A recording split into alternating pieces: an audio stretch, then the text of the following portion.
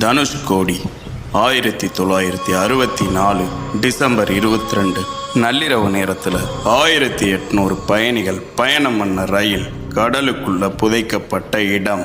ஒரு தலைமுறையோட அழிவையும் அதுக்கு பின்னாடி இருக்கக்கூடிய அந்த கடும் சோகத்தையும் நம்ம ஏற்கனவே ஒரு வீடியோவில் பேசியிருந்தோம். இன்னைக்கு அந்த ஒரு கோஸ்டோனுக்கு பின்னாடி இருக்கக்கூடிய அந்த டார்க் மிஸ்ட்ரியை பற்றி பார்க்கலாம்.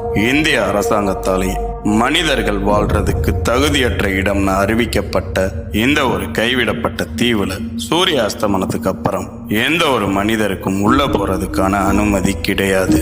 இந்த எச்சரிக்கையை மீறி இரவு நேரத்துல தனுஷ்கோடிக்கு போனா அங்க நடக்கக்கூடிய அமானுஷ்யங்கள் என்னன்னு தெரியுமா?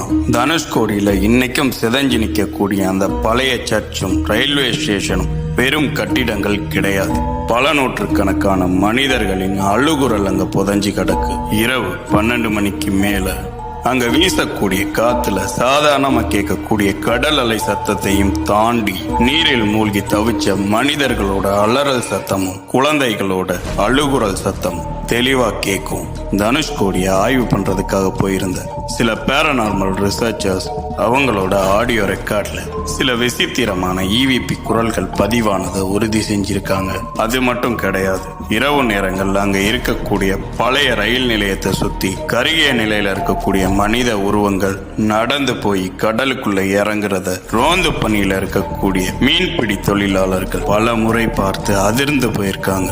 புயல் அகப்பட்டு அநியாயமா உயிரை விட்ட அந்த ஆன்மாக்கள் இன்னைக்கும் அவங்களோட தாய் நிலம் தேடி அலைஞ்சிக்கிட்டு தான் இருக்காங்க. உங்கள எத்தனை பேர் தனுஷ்கோடி போயிருக்கீங்க? கமெண்ட் பண்ணுங்க.